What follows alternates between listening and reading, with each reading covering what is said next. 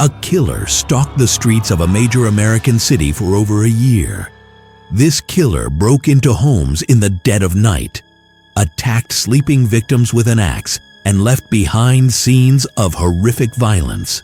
But what made this case truly bizarre was that the killer wrote letters to the newspapers, taunting the police, claiming to be a demon from hell, and even demanding that the entire city played jazz music to avoid being murdered. The police investigated dozens of attacks. They had clues, they had witnesses, they had the killer's own words, and yet they never made an arrest. The axeman killed, terrorized, wrote, and vanished. Over a century later, we still do not know who he was or why he stopped. Justice never came. Imagine living in a city where every night you go to sleep, you wonder if tonight is the night a killer breaks into your home, where reading the morning newspaper means learning about another brutal attack, another family shattered, another set of victims who thought they were safe behind locked doors. Today, we're diving into one of the most terrifying and bizarre serial killer cases in American history, the Axeman of New Orleans, who terrorized Louisiana from 1918 to 1919. This is the story of a killer who seemed to appear from nowhere, strike without pattern or reason, and disappear like smoke. A killer who wrote letters claiming supernatural origins and made an entire city dance to jazz music out of fear. This case will show you how terror can grip a population, how a serial killer can operate with impunity, and how sometimes the most publicized cases remain the most mysterious. To understand this case and why it remains unsolved, we need to go back to New Orleans in 1918. This was a city unlike any other in America, a place where cultures mixed, where jazz was being born in the streets, where the line between the sacred and profane was always blurred. But it was also a city under siege, not from the Axeman yet, but from World War I and the Spanish flu pandemic that was beginning to sweep the globe. New Orleans in 1918 was a city of immigrants, particularly Italian immigrants who had settled in large numbers and formed tight-knit communities. These Italian families ran grocery stores, worked as laborers, and struggled to build lives in America while facing discrimination and suspicion. The police force was underfunded, understaffed, and in some cases, corrupt. Solving crimes depended heavily on witness cooperation. But in immigrant communities where trust in authorities was low, getting people to talk was difficult. The city had no centralized forensic laboratory, no criminal profiling, no way to track patterns across multiple crimes except through manual record keeping. When a serial killer emerged, the police were ill-equipped to catch someone who struck randomly, left few clues, and seemed to have no clear motive. This was the environment into which the Axeman would emerge, a perfect storm of chaos, fear, and institutional inability to respond effectively. The first known attack occurred on May 23, 1918, though there may have been earlier victims that were not connected to the series. Joseph Maggio was an Italian immigrant who ran a small grocery store with his wife Catherine. They lived in an apartment behind their store in a working-class neighborhood. In the early morning hours, someone used a chisel to remove a panel from their back door, gaining entry to their home. While they slept, the intruder found an axe on the property, possibly from their own woodshed, and attacked them in their bed. Joseph's throat was cut, and he was struck with the axe. Catherine suffered similar injuries. Both died from their wounds. Joseph's brothers, who lived nearby, discovered the bodies the next morning. The scene was brutal, blood everywhere, signs of a violent struggle, but there was no apparent motive. Nothing of significant value was stolen. This was not a robbery gone wrong. This was murder for its own sake. The police found a cryptic message written in chalk near the scene, though its meaning was unclear and its connection to the killer disputed. The investigation went nowhere. Just weeks later, on June 28th, another attack. Louis Basumer, a grocer, and his partner Harriet Lowe were attacked in their home, again through a chiseled door panel, again with an axe found on the property. Both survived, but were severely injured. Harriet later died from her wounds, and before dying, she made confused statements about who had attacked them, further muddying the investigation. On August 5th, Mrs. Edward Schneider, who was pregnant, was attacked in her home while her husband was at work. She survived, though barely, and later gave birth to a healthy child. Despite her injuries, she could provide almost no information about her attacker, having been asleep when struck. The attacks continued through the summer and fall of 1918, each following a similar pattern. Italian grocers or their families, late night or early morning attacks, entry through chiseled door panels, the killer using an axe found at the scene rather than bringing a weapon. Victims struck while sleeping. Sometimes they died. Sometimes they survived with terrible injuries. The randomness was part of what made it so terrifying. There was no way to predict who would be next. By the end of 1918, New Orleans was gripped by panic. People barricaded their doors. Families slept in shifts, one person always awake to stand guard. Gun sales soared.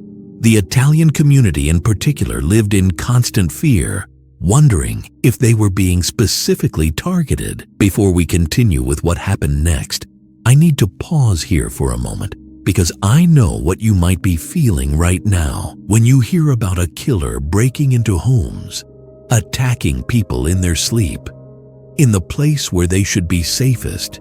It touches something primal, the fear of not being safe in your own bed, of being vulnerable when you're unconscious. It's one of the deepest fears humans have, and this wasn't just one attack. This was months of terror. An entire city held hostage by someone who could strike anywhere, anytime. I want to ask you something. Have you ever felt truly unsafe in your own home? That creeping dread that someone might be outside watching, waiting. That's what the people of New Orleans lived with every single day. If this case is making you think about how fragile our sense of security really is, just type in the comments, "Fear is real." Those 3 words, because acknowledging that fear is the first step to understanding how this killer controlled an entire city. Your comments matter. They show that these historical terrors still resonate. Thank you for being here. Now, let's continue with the most bizarre twist in this case. On March 13th, 1919, something unprecedented happened. The Times-Picayune newspaper received a letter. It was supposedly from the killer himself, and it was unlike any serial killer communication authorities had seen before. The letter began with the now famous words, "Hell, March 13th, 1919. Esteemed mortal of New Orleans." The writer claimed to be a demon, a supernatural entity that had existed for ages, who could take any form and pass through the city unseen. The letter was theatrical, grandiose, and deeply unsettling. But what made it truly bizarre was the demand the writer made. He stated that on the night of March 19th, he would descend upon New Orleans again, but he would spare any home where jazz music was being played. If a house was silent, the occupants would be at risk. If jazz was playing, the axeman promised to pass by. The letter ended with a taunt. "Undoubtedly, you Orleanians think of me as a most horrible murderer, which I am, but I could be much worse if I wanted to. I shall be most merciful. At exactly 12:15 on the night of March 19th, I am going to pass over New Orleans. In my infinite mercy, I am going to make a little proposition to you people. Now, to be exact, at 12:15 on the night of March 19th, I am going to pass over New Orleans. In your homes, you will place phonographs or jazz bands to play jazz music. Those homes without jazz music will be the ones I visit. The letter caused a sensation. Some believed it was genuine, written by the killer. Others thought it was a hoax, someone taking advantage of the fear to play a cruel prank. The newspaper published it in full, and the city erupted in debate. Should people take this seriously? Was the killer really giving them a way to protect themselves, or was this psychological torture? On the night of March 19th, 1919, New Orleans became the loudest city in America. Nearly every home, every bar, every dance hall played jazz music as loud as possible. The streets echoed with sound. People who normally never listened to jazz played it that night. Parties erupted across the city, driven not by celebration, but by terror. If playing music might save your life, you played music. Remarkably, no attacks occurred that night. Whether the letter was genuine and the killer kept his word, or whether it was a hoax and the timing was coincidental, no one knows. But the city breathed a sigh of relief, and jazz musicians suddenly found themselves in bizarre demand as protection against a supernatural serial killer. The attacks did continue after that night, however. On August 10th, 1919, Sarah Lauman was attacked and survived. On September 3rd, a man named Mike Pepitone was killed in his home. His wife and children in adjacent rooms, hearing the attack but unable to stop it. Mike's wife saw the killer fleeing, described him as a large man in dark clothing, but could provide no identifying features. After the Pepitone murder, the attacks stopped. The axeman, whoever he was, vanished as suddenly as he had appeared. Thanks for sticking with this bizarre case. If you want more stories about history's strangest mysteries, hit that like button and subscribe. Now, here's where the investigation completely fell apart. The police investigation into the Axeman murders was plagued by problems from the beginning. Different detectives worked different cases without coordination. Witness statements were unreliable, as many victims had been attacked while asleep and never saw their assailant. The immigrant community, already distrustful of police, was reluctant to share information. Some victims initially survived and gave statements, but their accounts were often confused or contradictory, perhaps due to trauma or head injuries. The police pursued various theories. Some investigators believed the killer was specifically targeting Italian grocers, perhaps because of some grudge or vendetta. Others thought the Italian connection was coincidental, and the killer simply chose victims of opportunity in working-class neighborhoods. There was speculation about mafia involvement, that the attacks were executions disguised as the work of a random maniac. But the mafia theory never held up, as the victims were not the kind of people typically involved in organized crime. They were ordinary shopkeepers and their families. Several suspects were arrested over the course of the investigation, but none were ever charged. The evidence was always too thin, the connections too speculative. One suspect was a man seen near one of the crime scenes.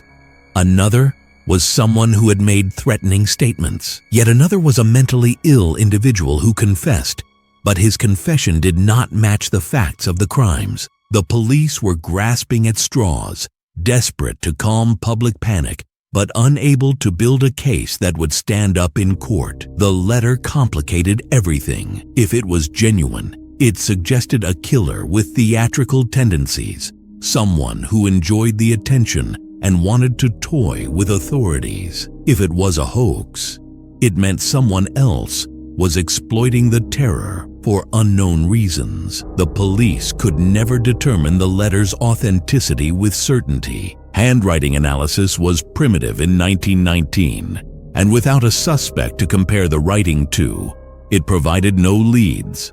One strange footnote to the case involves Mike Pepitone's widow. Several months after her husband's murder, a woman matching her description shot and killed a man named Joseph Mumfre in Los Angeles. She claimed Mumfre was the axeman, that he had killed her husband, and she had tracked him across the country to exact revenge. Mumfre was a criminal with a record of violent crimes, and some investigators noted that his periods of incarceration coincided with gaps in the axeman attacks. Could he have been the killer? The widow certainly believed so, but the evidence connecting Mumfre to the New Orleans murders was entirely circumstantial. He was never proven to be the axeman, and the widow's actions raised as many questions as they answered. Was this justice or simply murder motivated by grief and rage? So who was the axeman of New Orleans, and why did the attack stop in late 1919? More than a century later, we have theories, but no definitive answers. The most persistent theory is that the killer was Joseph Mumfre, the man shot by Mike Pepitone's widow.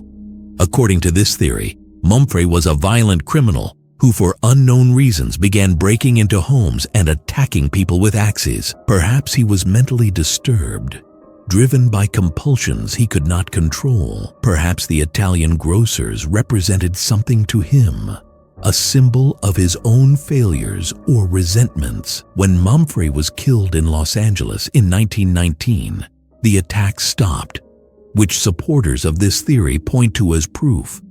But there are problems with the Mumfre theory. There is no physical evidence placing him at any of the crime scenes.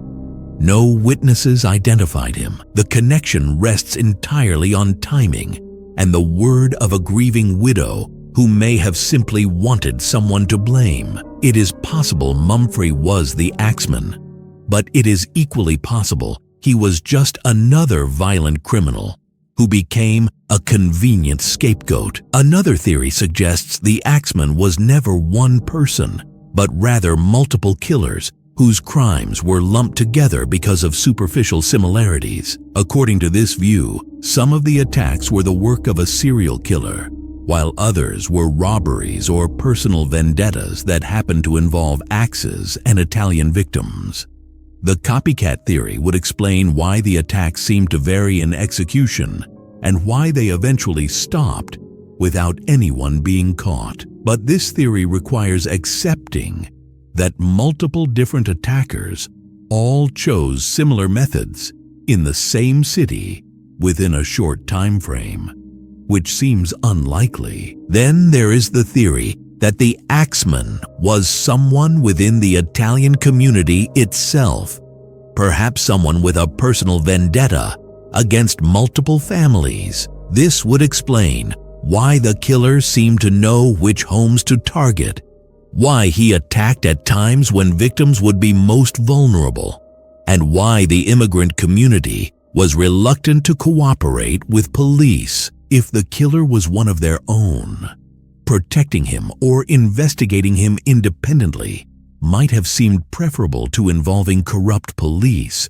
who had a history of discriminating against Italian immigrants. But no evidence of such a vendetta was ever discovered, and most of the victims seemed to have no connections to each other beyond being Italian grocers. Some researchers have suggested the killer may have died or been imprisoned for other crimes, which would explain why the attack stopped suddenly. Perhaps he was killed in the war, or died in the flu pandemic, or was locked up for an unrelated offense. Without his identity, we will never know. The letter remains one of the most puzzling aspects.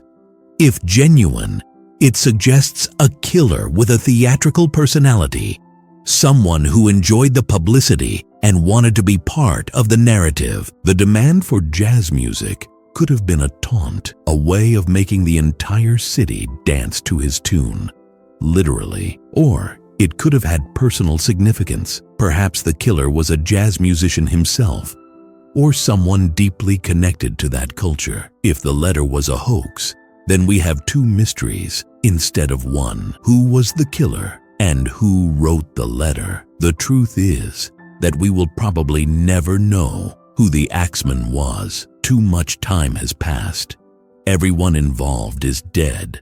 The physical evidence that existed has been lost. The case files are incomplete. What we are left with is a legend, a story of terror that gripped New Orleans for over a year and then vanished into history. More than 100 years have passed since the axeman last struck. The investigation, despite massive public attention and pressure, never produced an arrest. The killer, whoever he was, got away with it. He murdered, he terrorized, he wrote letters claiming to be a demon, and then he disappeared. The victims of the axeman attacks are buried in New Orleans cemeteries, their graves marked with simple stones that give no indication of the horror they endured. Joseph and Catherine Maggio, who ran a small grocery and were killed in their own bed. Mike Pepitone, who died while his family listened helplessly from the next room. The survivors who lived with physical and psychological scars for the rest of their lives. None of them received justice. None of their families received closure. The truth died with the killer. If indeed there was only one killer, New Orleans moved on, as cities do. The axeman became a legend, a ghost story, a piece of local folklore, but the fear he created was real. The lives he destroyed were real, and the failure of authorities to stop him or identify him remains a stain on the history of American law enforcement. Some killers are never caught, not because investigators don't try, but because sometimes evidence isn't enough, witnesses don't exist, and luck favors the wicked. This is one of those cases. Thank you for listening to this strange and disturbing story. If you have theories about who the axeman really was, if you believe the letter was genuine or a hoax, or if this case has affected you, share your thoughts in the comments below. These victims deserve to be remembered as more than just entries in a list of unsolved murders. Until next time, take care, and I'll see you in the next case.